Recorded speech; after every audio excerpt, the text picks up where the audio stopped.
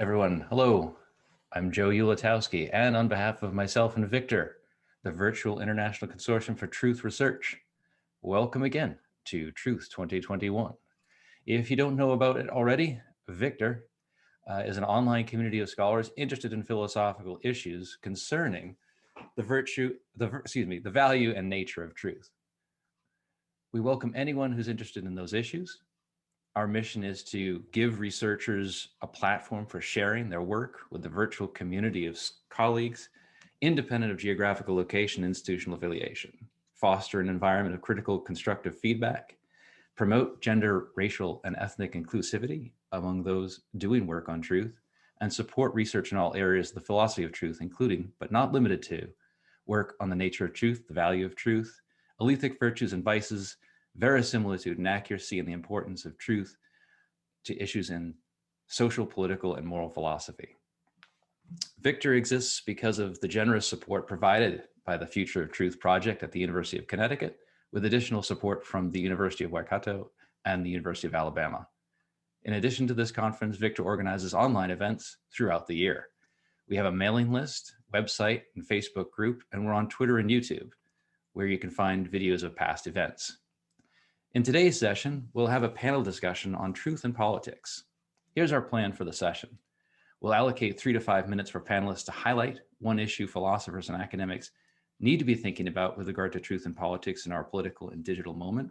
Then Michael, Lynch, and I, moderators for this particular session, will ask a few follow-up questions of each panelist. Following that, we'll stop recording and open up discussion to attendees. I'd now like to turn to introducing each of our attendees. First, Michael Hannon. Michael Hannon is an assistant professor of philosophy at the University of Nottingham, incoming honorary director of the Aristotelian Society, and research fellow at the Institute of Philosophy in London. For 2021-2022 academic year, he'll be faculty fellow at the Center for Ethics and Public Affairs at the Murphy Institute in New Orleans. His research focuses upon epistemology, particularly the social and political aspects of epistemology. For his project, The Role of Truth in Politics, which established the Political Epistemology Network, he received the 2018 British Academy Rising Star Award. Michael is author of What's the Point of Knowledge, published by Oxford University Press in 2019, editor of Political Epistemology, a wonderful anthology published by Oxford University in 2021, and the Routledge Handbook of Political Epistemology, also published by Routledge in 2021. And he's currently writing Political Epistemology and Introduction for Routledge. He's the author of many scholarly and public-facing works, including Nose and Tails Truth, The Point of Political Belief, Intellectual Humility and the Curse of Knowledge, Intuitions, Reflective Judgments, and Experimental Philosophy, and Our Political Disagreements, Real Disagreements. Welcome, Michael. Second, C.T. Nguyen. C.T. Nguyen is Associate Professor of Philosophy at the University of Utah. His research explores ways in which our ways of thinking and deciding are conditioned by features of social organization, community, technology, and art practices. Moreover, he's particularly interested in the ways in which designed social structures such as games, echo chambers, and bureaucracies can change how we reason, value, and act. T is author of Games, Agency as Art, published by Oxford University Press in 2020, and many contributions in scholarly and public-facing venues, including Echo Chambers and Epistemic Bubbles, Cognitive Islands and Runaway Echo Chambers, The Seduction of Clarity, and Games and the Art of Agency in the Philosophical Review, which was the winner of the 2020 APA Article Prize and selected for Philosophy's annual 10 Best Philosophy Articles of 2019. Welcome, T. Our third panelist, Lynne Tirrell. Lynne Tirrell is Professor of Philosophy at the University of Connecticut. She was Fellow in Residence at the University of Connecticut Humanities Institute for 2018-2019, and she has held visiting professorships at the University of Pittsburgh and Wellesley College. Her research weaves together epidemiology and philosophy and concerns issues at the intersection of philosophy of language and social and political philosophy, with a particular focus on the ways that linguistic practices influence or shape social justice or facilitate injustice, and how these practices enhance or violate human rights. Lynne has published widely in scholarly and public-facing venues. Among her contributions include Genocidal Language Games, Toxic Speech, Inoculations and Antidotes, Aesthetic Derogation, Hate Speech, Pornography, and the Aesthetic Context, and Discursive Epidemiology, Two Models, which was presented recently at the Symposium on Toxic Speech at the 2021 joint session of the Aristotelian Society and Mind Association. Welcome, Lynne. Finally, I want to introduce my fellow moderator, Michael Lynch. Michael Lynch is Board of Trustees Distinguished Professor of Philosophy at the University of Connecticut, Director of the University of Connecticut Humanities Institute, Director of the New England Humanities Consortium, and is the Principal Investigator for Humility and Conviction in Public Life, a $7 million project funded jointly by the John Templeton Foundation and University of Connecticut. He was awarded the 2019 Orwell Award, an award granted annually by the National Council of Teachers of English, recognizing distinguished contribution to honesty and clarity in public language. And he's recipient of the Medal for Research Excellence from the University of Connecticut's College of Liberal Arts and Sciences. Michael is author of many influential books and scholarly and public-facing articles, talks, podcasts, and interviews, including Know-It-All Society, Truth and Arrogance in Political Culture, The Internet of Us, Knowing More and Understanding Less in the Age of Big Data, In Praise of Reason, Why Rationality Matters for Democracy, Truth as One in Many, and the New York Times Sunday Book Review Editor's Pick, True to Life. Welcome, Michael. And now we are going to, please join me in welcoming our panelists and moderator today, and we'll get started with our 3 to 5 minute rounds, starting with Michael Hannon. Thanks so much, Joe, for that. Yeah, really kind introduction, and also just to you and Michael for organizing this and inviting me to take part. Yeah, I'm really excited to be here, but I also find it really daunting, just because, you know, the topic of truth in politics is something that's so vast and complex and eternal that it makes me wonder if I could possibly have anything new or meaningful or interesting to say about it. But what I'm going to try and do is maybe focus a little bit on what I take to be two interrelated issues that have to do with the place of truth in politics. And in particular, the kind of general thrust of where I'm coming from is that I sometimes wonder if we are overemphasizing the focus on truth in some cases at the expense of other considerations. And so the two sort of interrelated topics that interest me in particular have to do with whether or not truth is really the aim of political belief when it comes to most ordinary citizens and how they think about politics. And then this kind of downstream consideration about if that's true, that it's not really aiming at truth, and, you know, how do we go about having political conversation? And this is where I want to just highlight or point to the kind of value of understanding in politics rather than thinking about truth and convincing people of our views.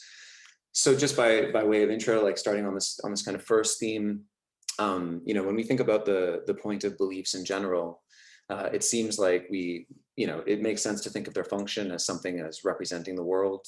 And this is largely because, of course, humans need to kind of successfully navigate their environment in order to thrive and survive.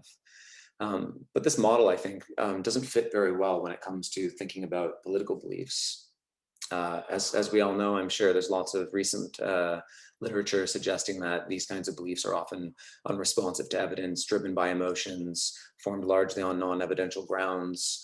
And also the fact that, like, the strength of our partisan identity seems to derive from influences that often have little to do with truth. So people talk about, for instance, how partisanship is rooted principally in things like group membership, social identity. So it looks like people often care more about sorts of team loyalty and partisanship rather than truth. And so it looks like, to me, for many people, you might say politics is not really about truth. And I think that once you have that in view, it sort of explains why people prefer to discuss their political views with those they already agree with, why they evaluate evidence-informed beliefs in ways that seem to have little to do with truth, and why it is that people are often unaware of even the most basic facts about which they seem to express opinions.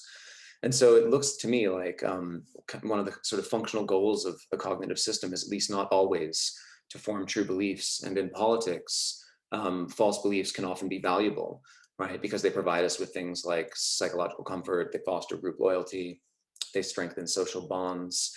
And so a useful distinction that I quite like, that I borrow from Dan Williams, has to do with the difference between what you might call ordinary world modeling beliefs and socially adaptive beliefs. And the ordinary world modeling beliefs I take to be ones which are geared towards truth, but socially adaptive beliefs tend to aim at social psychological goods. And it looks to me like, although it's important for our sort of ordinary world modeling beliefs to map onto the world, because otherwise it would frustrate our lives, false political beliefs, in contrast, often seem to provide us with certain kinds of benefits that come with almost zero practical costs, despite the fact that they're wrong. And so for that reason, I think we can often expect cognitive processing to be geared towards the promotion of these kinds of false beliefs. So this then leads us to think, how should we approach political conversation with fellow citizens if it's the case that, it's difficult to correct false beliefs, and we can explain why debates often go so poorly because citizens don't really seem that interested in forming true beliefs. And this is where I'll just conclude by pointing towards what I take to be the value of a different kind of emphasis, which has to do not with focusing so heavily on truth, but rather on mutual understanding or political understanding or empathetic understanding, as I sometimes call it, or it's sometimes called. So I think that this is a really important kind of virtue in our current political climate. We often hear people say things like, I can't understand why someone would vote for Brexit, or I don't understand Black Lives Matter, don't all lives matter, things like that. So it seems to me like mutual understanding is incredibly important. But if we're too concerned with truth, if we're too concerned, that is, with convincing others that we're correct and that they're mistaken, then I worry that sometimes this leads to a kind of defensiveness that might increase polarization, and this would make us worse off, both epistemically and politically. And indeed, there seems to be some evidence, right, which suggests that the best way to foster a sort of mutual respect among citizens is not by going in for reasoned arguments, but rather has to do more with like sharing experiences. And indeed, we're more likely to see our fellow citizens as rational and treat them with respect when we focus less on the kind of impersonal facts or statistics than when we go in for sharing personal experiences and trying to understand their perspective. So I just want to end by saying, I'm not like a skeptic about truth, and I like truth, and I don't want to say that we need to avoid talking about truth or convincing people that certain things are true, or we should allow them to go around believing false things. But it's more a matter of emphasis. It's also important for us to try and figure out why certain claims feel true to people, even if they're not true. And hopefully by shifting the focus from truth to understanding, the hope is that we can, reduce antipathy, increase cooperation and reciprocity, and perhaps even improve our chances for rational, truth-oriented discourse. Thanks. Thank you, Michael. We'll move on to T. Yeah. Hi, everyone. Oh, by the way, Michael, I should tell you that in my social epistemology class, I taught your empathy and understanding paper. And it was a huge hit, and the students were like, maybe he solved one of the big important problems. So, they loved it. Highly recommend it, everyone. I'm T. Nguyen. I have been obsessed with this question, one particular question, since I was in graduate school. And back in graduate school, people thought it wasn't that important.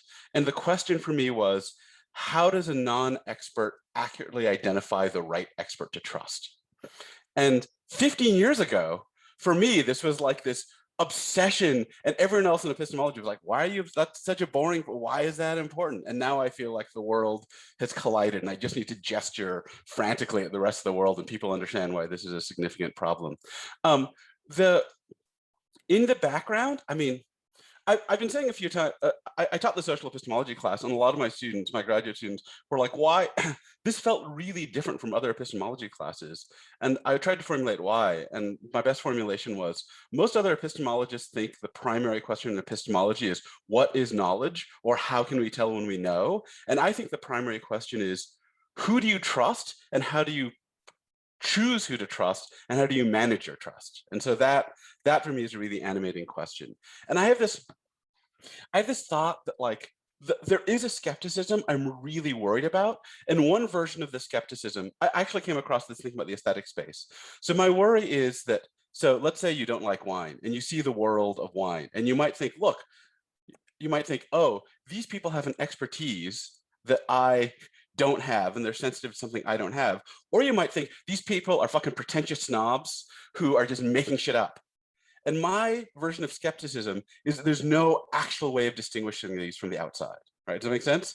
Similarly, another version of the skepticism, that the worry that really animates me is that from the outside, when you're not an expert, there's often not a good way to tell between a genuine expert and a fake expert.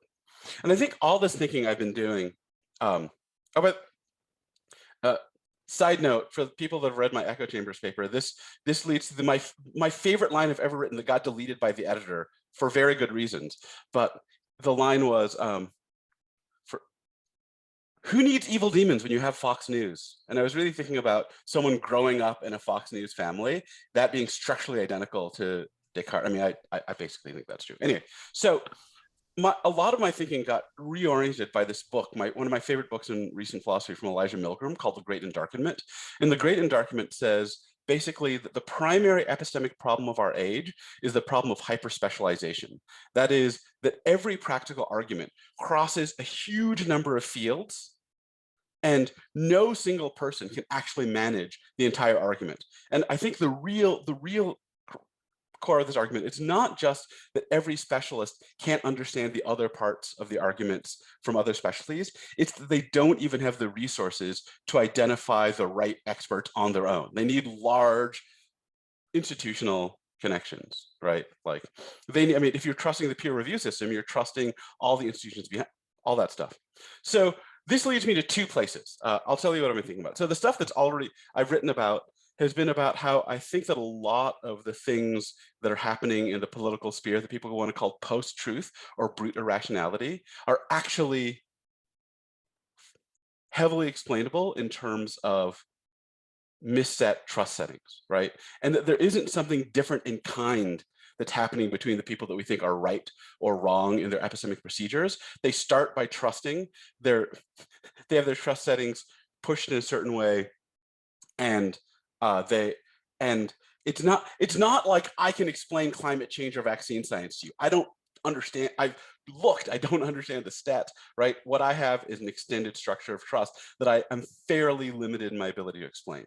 That's one thing I've been thinking about. The other thing I've been thinking about, which I think to all my friends who are here, you don't know about because this paper literally just got accepted last week. The other thing I've been thinking about is in this new paper that's about to come out called Transparency is Surveillance, which is my favorite title I've come up with. And it's based on this Onara O'Neill argument. And what she says is, it's like one paragraph from her BBC Rice Lectures on Trust. And what she says is, people think that transparency and trust go together, but they come apart because transparency asks experts to explain themselves to non-experts, and they can't, so if they have to make shit up, basically, right? And my worry is that the demand for transparency takes this notion of intellectual autonomy and says, look, experts, you have to explain yourself in terms that everyone else can quickly understand, but that actually blocks real expert reasoning.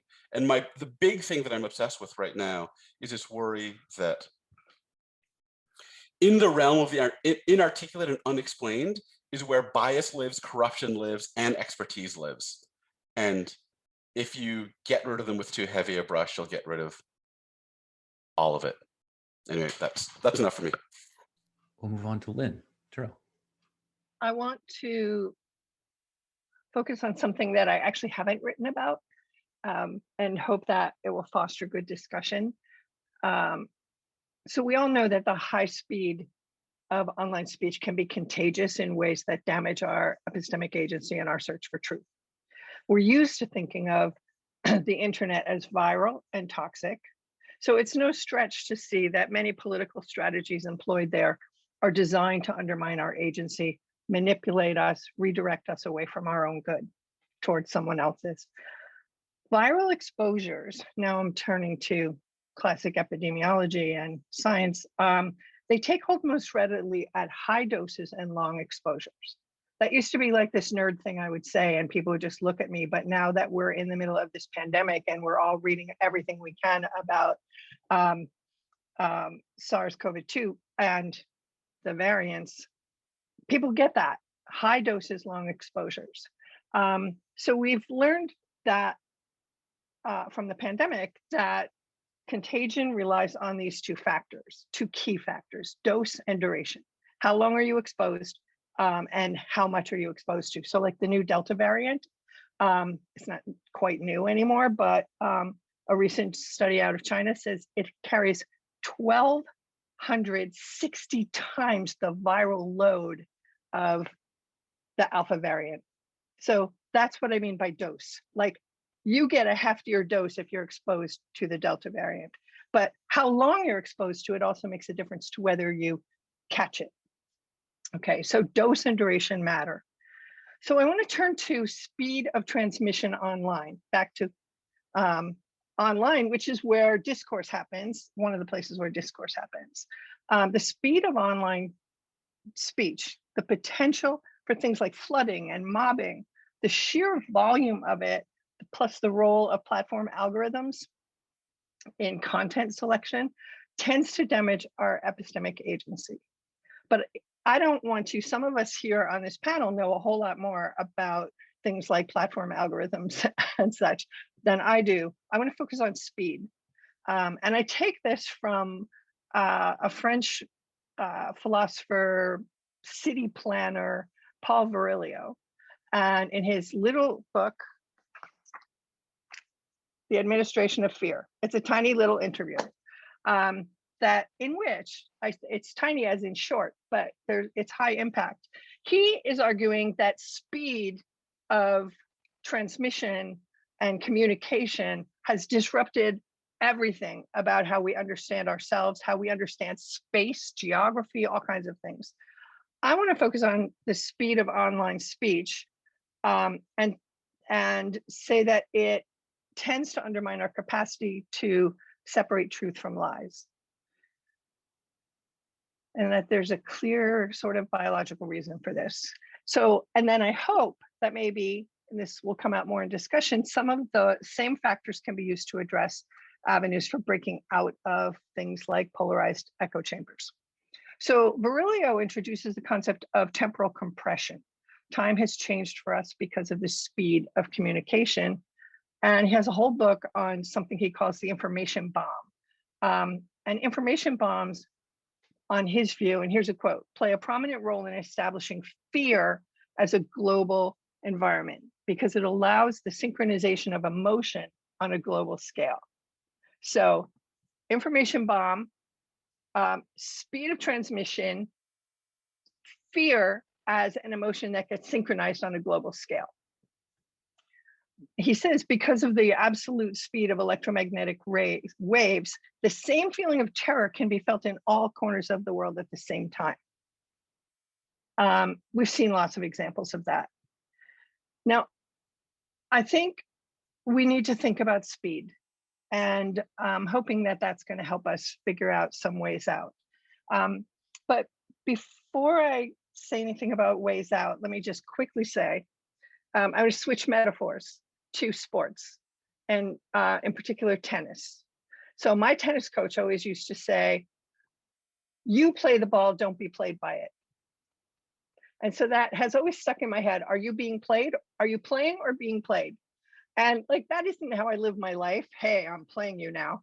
But with the ball, I definitely want to play the ball. And so what does that mean? It means we're being played in ways that, well, in tennis, what it means is you stay on your toes, you are aware of what's coming toward you, you go out to it, you don't wait for it to come at you. Okay, now, how does that work with internet speech? I think that a lot of times when we surf around the internet, when we search for things more aggressively, maybe, we're still being played in ways that mobilize our fight, flight, freeze responses and create toxic stress and cut off rational engagement. Okay, so fight, flight, freeze, toxic stress, which immobilizes, and so cuts off rational engagement. That's fine if you suddenly see a bear a few feet away from you. It's not fine if you're watching Donald Trump on TV saying this today, that tomorrow, giving you political whiplash.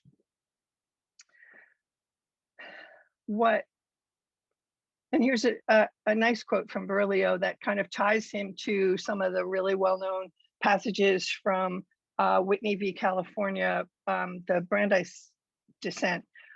With the phenomena of instantaneous interaction that are now our lot, there's been a veritable reversal, destabilizing the relationship of human interactions and the time reserved for reflection.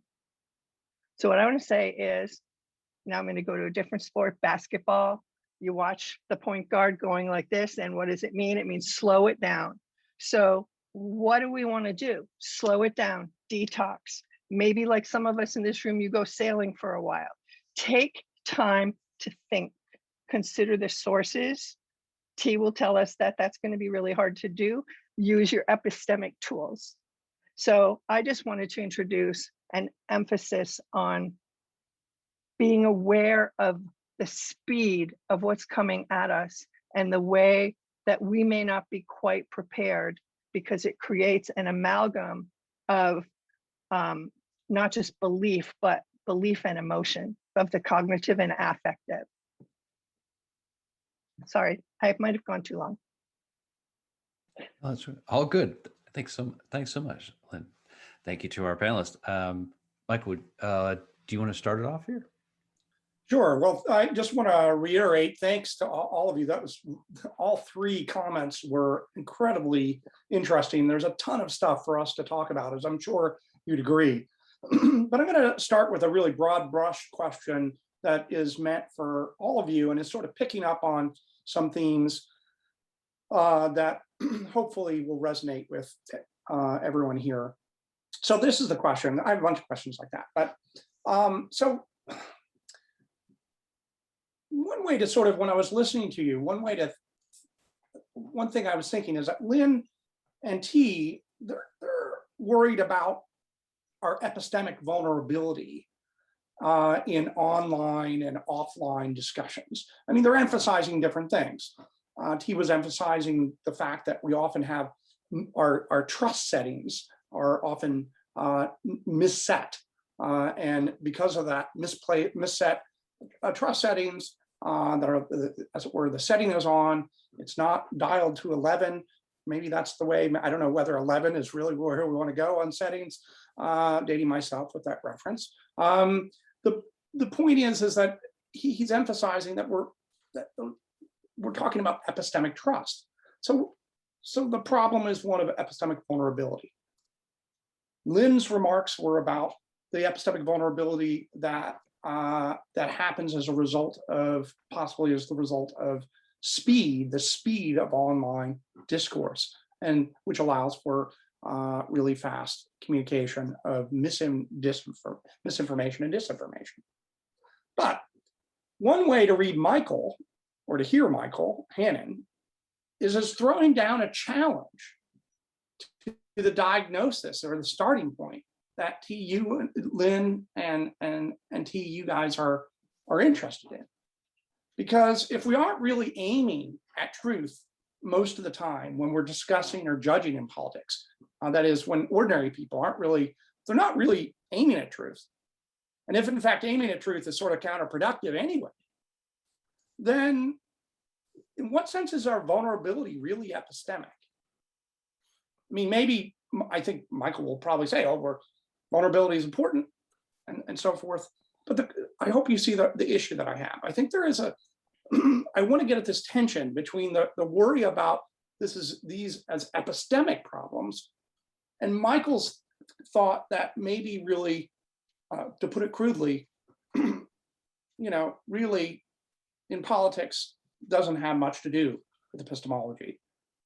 Funny thing to say about the guy who literally wrote the book on political epistemology, but there it is. So that's meant to be provocative. I hope that, so I'd love to hear what each of you have to say about that. And just, T, you want to start us off if you have a response to that? Yeah, that's a great question. I mean, one of the things I've been thinking a lot about is about how a lot of the belief systems that we're looking after offer a trade-off between epistemic goods and social goods. And I think, I mean, for me, that's a way of reading what Michael is talking about. So in my way of putting it, it's often like this hedonic trade-off, right? Like when you have this simplified belief system, when you have like simplified procedures, then like it has this, like, I mean, in my space, it's like a game-like clarity where you know exactly what you're doing, you know exactly how to get points on Twitter, you know exactly who's on your side. And that for me, when I write with epistemic concerns, and this looks to me strictly as an epistemologist as like a bad trade-off, right? Like temptations. I think if you take on board a lot of what Michael is saying, then we're trading off between two different value sets. I think in one sense, you might have, a better way to look at it might be in many of these situations, you're building community and you're making social connections and you're doing all this, and what you're trading off against is a heuristic attitude and strictly heuristic procedures. Sometimes that trade might be worth making, and sometimes it might not be, and how we calculate that seems really important. That seems really right on point to me. I resonates with me the idea that a lot of what we're doing in political discussion, online and off, is trying to navigate, as you said, this balance or trade-off, the currency of different values being traded back and forth. And I agree with you, it's really difficult. Lynne, do you want to add on this? And Michael, I promise I'll give you a chance to correct me for my misunderstandings. I want to say one quick thing about the tendency toward joining teams. In the last two presidential election cycles, one of the things that drove me absolutely batty, and I stopped watching CNN because of it, was John King's really big national board where he would have the reds and the blues, and he would tell you how the reds are doing versus the blues. And it was all about political teams, and it disgusted me. And that replaced discussion of the issues and so many other things. And so I don't want to blame the media for everything, but I do think this idea that we sign up for political teams is correct and problematic. So I was going to call my remarks, fear is the enemy of truth. I don't really do epistemology. I mean, it's like in the mix of everything I do, but it isn't my primary focus. But I like the idea that fear is the enemy of truth, but it's also the enemy of the kinds of social goods that are part of what T has been talking about. And I think that Michael says we're aiming at. And so for me, the vulnerability is to be played by fear. And we've seen a lot of that lately. So I do think that we still have these vulnerabilities, even if they're not strictly about truth. It could be that fear makes you join a team. It could be that fear makes you accept certain kinds of social goods as goods, which are not actually what you would have done if you were not being bombarded with things that made you afraid. Great, right. Fear is the enemy of truth. That is a something to take away for all of us. All right, Michael. So I described your view as being one that might undermine the idea that we're really we should be worried about epistemic vulnerabilities at this political moment. What do you think? Yeah, I mean, I think I'm really glad you drew out the tension, because I think there is a tension in sort of at least the background, if not the foreground, of the comments between myself, T, and Lynne. I think maybe part of my motivation for making the point comes from the fact that I spend a lot of time with epistemologists, and so epistemologists have a kind of often they have a singular focus. When someone's doing poorly epistemically, they're doing poorly. That at least seems to be the implied conclusion of a lot of talks that I'm at. And it's important to realize that there are other goods in life, as T says. So it is important to think about the kinds of trade-offs we make as like inquirers, but also just as humans looking to live flourishing lives, which isn't always just singularly focused on having true beliefs.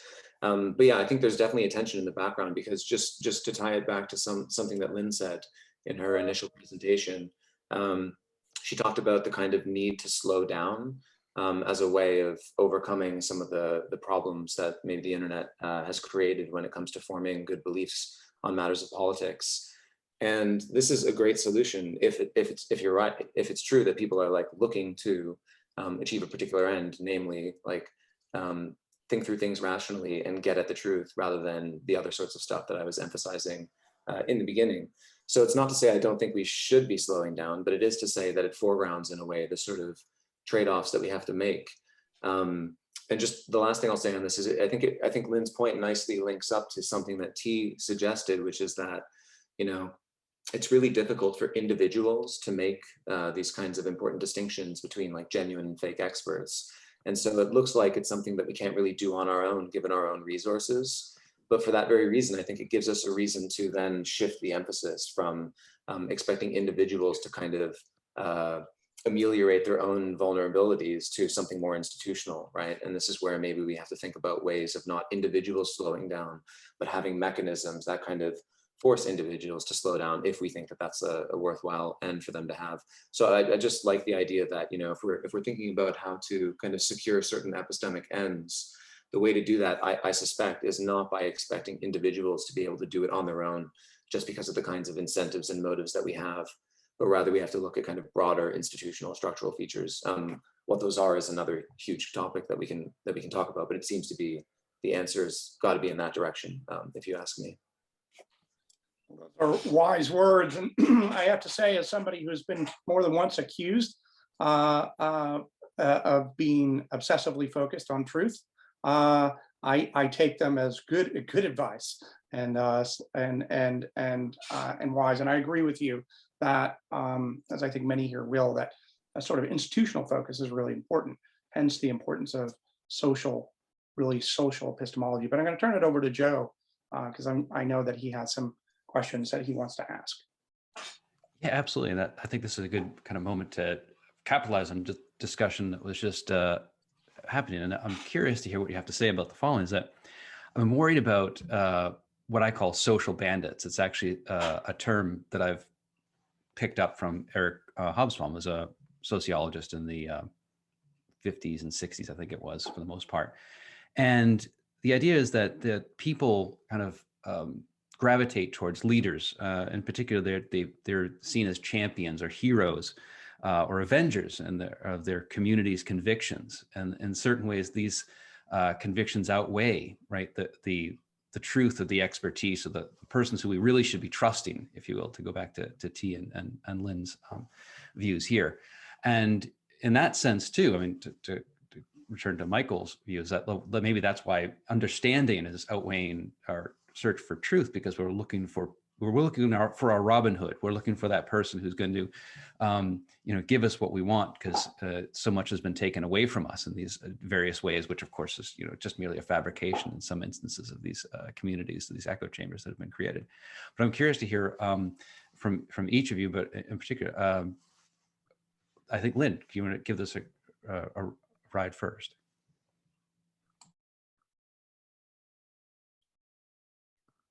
I love this question, and I was thinking of this. I haven't read the literature on social bandits, but I was thinking about the cult of celebrity, and the idea, like when George W. Bush was running, and people would say, "Oh yeah, I'd have a beer with him in my backyard," and I was thinking, well, I wouldn't. And that's not my criterion. I want to know, who is he going to appoint to the Supreme Court? Like, I have different criteria, and I know that I'm an outlier. These are nerd criteria. They're very systemically entrenched. There are many ways in which I am your average American, but this is a way in which I'm not. So the cult of celebrity and these bandits, somebody who will give us the stuff we think we've lost or that we need. This is exactly what, I hate to throw Hitler into the mix, but this is exactly what Hitler was all about. It's what white supremacy today does. They try to first create the relationship, and then they bring the ideology along. But with Hitler, I came across an OSS profile on him, and it's all about creating the cult of himself, but also never allowing people to cool off, having them always think that there is an enemy and he can vanquish that enemy. And so there's kind of a savior complex going on there, and so on. And I don't know how much, I'm not a psychologist. I don't know how much we all need, the daddy figure, which is what I think Robin Hood was like, or the good uncle who's going to come and do you these favors. But I think that anything like that is in a way undermining your autonomy, which is something that I think epistemic agency gives you. Trust and autonomy, I don't know. I hope maybe T has something to say about how they interact. But I think autonomy is a really crucial value. And if you create someone who is supposed to be your savior, then you are undermining your own.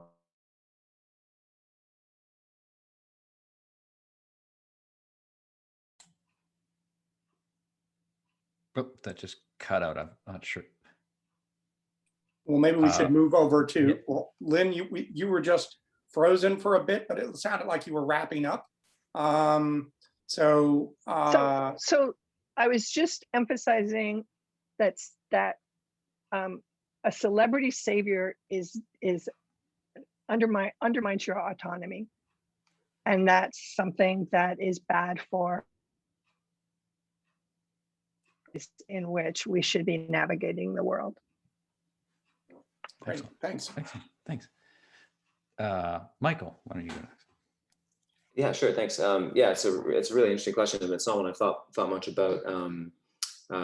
It raises, though, I think, this issue of like, what are the sorts of qualities that we look for in political leaders? And as Lynn suggested, right, I think that the more like nerdy of us maybe look for certain kinds of qualities that would probably fall more on the epistemic side in comparison to other sorts of things like being able to have a beer with someone or something like that. So it's interesting to try and figure out, I think, what are the sorts of qualities, and there's been work done on this, that people seek when they're looking to empower individuals as representatives of their particular groups. But I did want to say something, maybe just to continue to be hopefully a little bit provocative, in favor of the finding someone, empowering someone you think you can get a beer with, which is that, interestingly, this kind of idea that you have to first establish relationships and then bring in ideology for something to be effective. I mean, it can go horribly wrong, but it's also a technique that's used, I think, to make things go right. So my partner was listening to a podcast last week in which a Black American was attempting to like draw members away from the KKK. And they found that the most effective way to do this was to first establish personal relations with them, right? And then once they had those relations, they could have conversations that are more ideological. And that was seen to be a more effective way of drawing people out of these kinds of groups. So it's just to say that, although I think, you know, there's a real phenomenon here about the way human psychology works and belief change works, and it looks a lot less rational than, you know, the typical kind of Enlightenment story. Nevertheless, hopefully it's one that can be put to use for good as well, despite the fact that it's also used for evil. So thanks. I just, I guess a plug here for a paper that's wonderful, and if you've not heard of it or read it, you should. And that's Tracy Lynne's Disavowing Hate. Actually, has quite a good paper on touching on those very issues, Michael. And so T, go ahead. Sorry.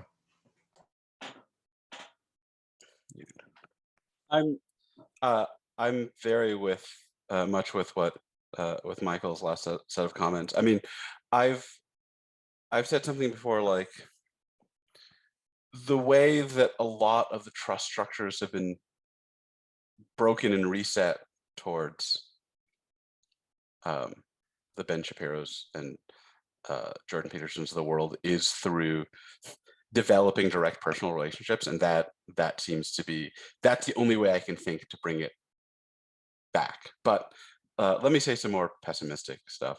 So I'm really, this is in response to what Lynn was saying about autonomy. So my worry really is this might sound gloomy to a lot of philosophers here. My worry is that an overemphasis on intellectual autonomy is actually getting us into the problem. And a particular fantasy of intellectual autonomy, that is that we can directly pick who to trust for ourselves. And what you get when you do this is my students who say things like, well, you know, Jordan Peterson makes sense to me, so he's going to be my moral guide, right? That's the person that seems to me right now to be the person that's worth trusting about this stuff. Like Ben Shapiro is who I should trust about critical race theory because he says things that make sense given my current understanding. There's actually in general, Joe, your question slots into me for a larger issue about the puzzles of expert identification and choosing how to trust. And I just want to situate the particular story you have against a few others, because I think there's some interesting structural features that emerge from very different cases, some of which are going to look much more like them-y and some of which might be a little more us-y. So one of the places where this is particularly well studied is a bunch of empirical and legal and philosophical work on how jurists pick which expert witnesses to trust. And it turns out that juries are shit at it. They're really bad at picking people to trust. In particular, they often trust those experts who express clear, simple things with absolute conviction. But I think what most of us know, I mean, who live in academia, is that the real experts are hedge, qualify, say it's complicated, say this part is unknown, and juries immediately use that as a discounting factor. They're like, well, that person can't be an expert. They don't know what they're saying. So the larger issue here for me is that we have this task of picking who to trust and picking experts in fields that we are not involved in, but precisely because we're not experts, we tend to pick really bad criterion. So picking your moral leaders based on charisma is one, but let me give you two other examples I found really interesting. So I read all this literature on, again, I've been obsessed with how people figure out wine experts. There's this bunch of literature that says like, look, wine is all bullshit. There's no such thing as wine experts. And the reason is that there have been a bunch of studies where wine experts in blind tests cannot tell red from white wine, right? So there are these results. Here's the thing, if you're actually in the world of wine, that's a bad test because it's predicated on the belief that all red wines are robust and powerful and all white wines are delicate and crisp. But as a matter of fact, that's totally false. There's plenty of crisp cold weather red wines. There's plenty of robust oaked white wines. And so the reason, does this make sense? So the reason that people have dismissed wine experts is because they're using a litmus test or a sorter that is a bad one based on their own inexpertise. So here's another one, and this is a personal story because I fucked this up for a long time. So for a long time, I would do this exercise in my classes where I'd have students pick which charity to give money to. We would like, I would I'd be like, here's $100 mine. Now argue about what's the most effective charity to give to. And then I would take them to the Charity Navigator page. And Charity Navigator is an oversight group that rates charities. So it turns out, if you look carefully, Charity Navigator uses the following metric. They rate charities on something called throughput, which is how much of your money that you give to that charity ends up on the other side. As it turns out, throughput is a terrible measure. And the reason it's a terrible measure is it forces internal cost cutting and it forces them to operate on shoestring budgets because the less you spend internally, the higher you rise in the rankings. So that is actually a terrible way to judge good charities. But because I didn't know anything about charities, picked that as the way to guide me through charities. So, I mean, for me, picking your leaders based on charisma is an instance of the larger puzzle of expert identification and how we all screw it up individually. Oh, one last thing before I forget, because this is related to what Michael said. The most striking version of this I heard was Onara O'Neill was giving a keynote at a trust conference a few years ago. And she said, I wish I could do her accent. She said, people keep saying that the way out of the post-truth era is giving individuals more critical reasoning skills, but I think that's just blaming the victim. I sat there thinking, that's really deep. And she, of course, also thought that it had to be institutional, large-scale structural changes because individuals can do it for themselves. I've talked too long, sorry. That's great. That's great. Let's see, Michael, you want to? Yeah, well, this is an incredibly rich conversation. I want to pick up on a few things that T, you just focused on, but I think actually all of you are talking around. I mean, T, you said that the real skeptical problem that we're facing here is this problem of trust, which I might put very crudely as if S knows that P or S knows that P only if S can trust has has a trust setting set correctly. We don't, S doesn't know whether he has trust setting set correctly. Therefore, it's not clear that S knows that P. And in a similar vein, you might say there's another skeptical problem that is lurking in the background. I think one that often emerges from when we think about toxic speech in the way that Lynne does is that you might also think that we only know something if we're able to rule out the possibility that, you know, our belief is the product of a toxic epistemic environment. But we can't rule that out because we can't really distinguish very well between being in a good epistemic environment and a bad one. So we don't know. So, you know, to what extent, I mean, what we might wonder is how these problems, I put them in an individualistic way, right? But could we, and I'll start with you, T, could we see that these are also problems facing institutions, that is epistemically guided institutions, like, to put it very bluntly, science or the academy or the media, that is the news media. All of these problems of bias, prejudice, toxic epistemic environments, and the problem of trust, it seems to me, can replicate institutionally. And if that's the case, then it may be, T, that the skeptical argument that you hinted and that I crudely summarized is even more terrifying than we might have thought.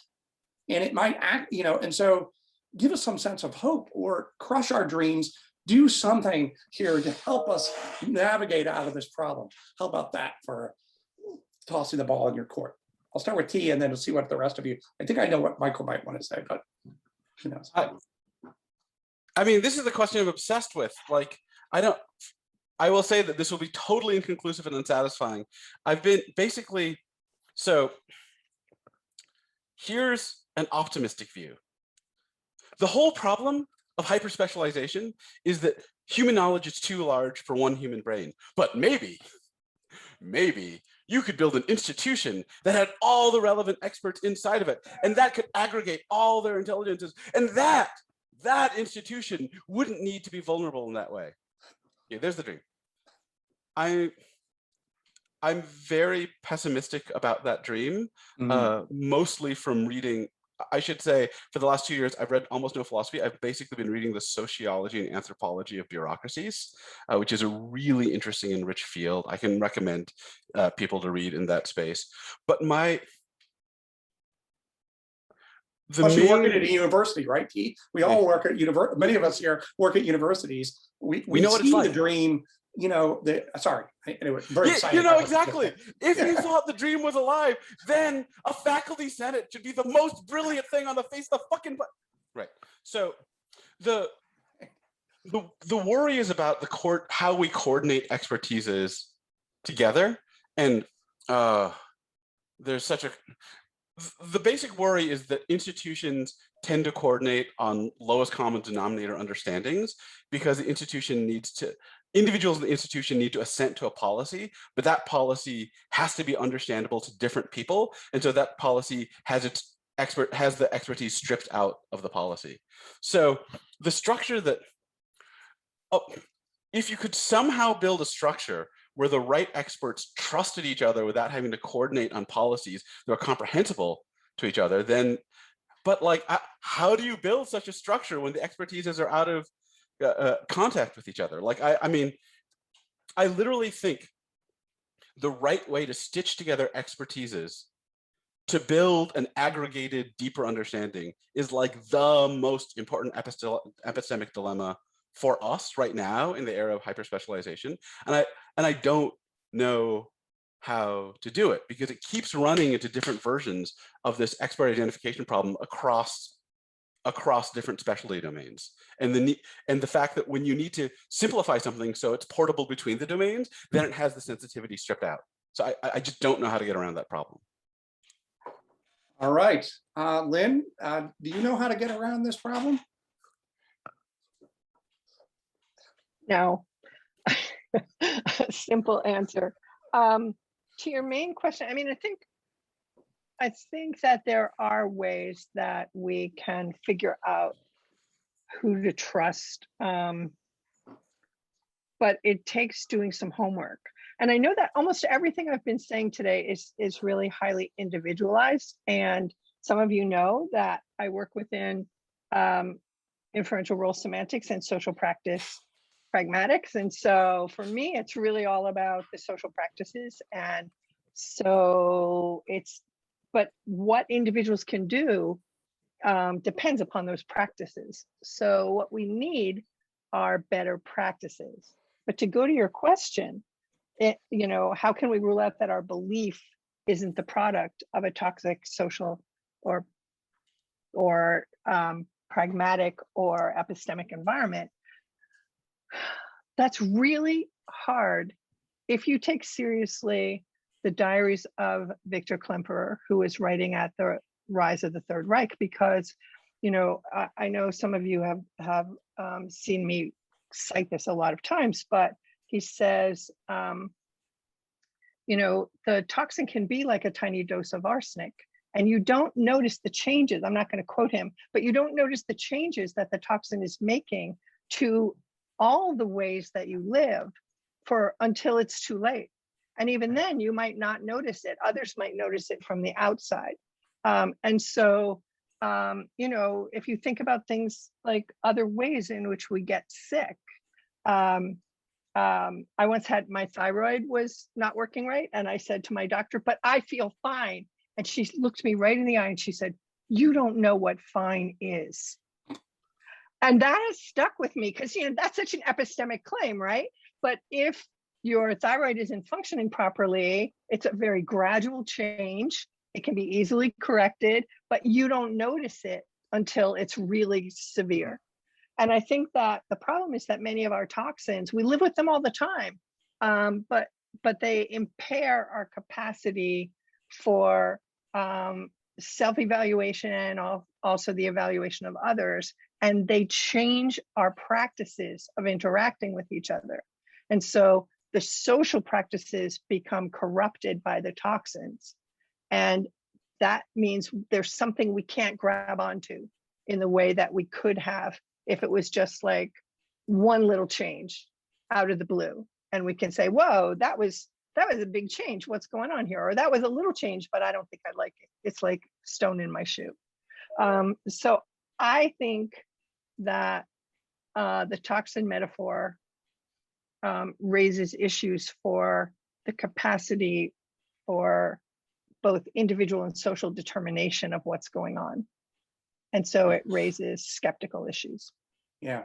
So Michael, does all this sort of worrying about skepticism, is it more fuel to your fire that we really should just be expressivists?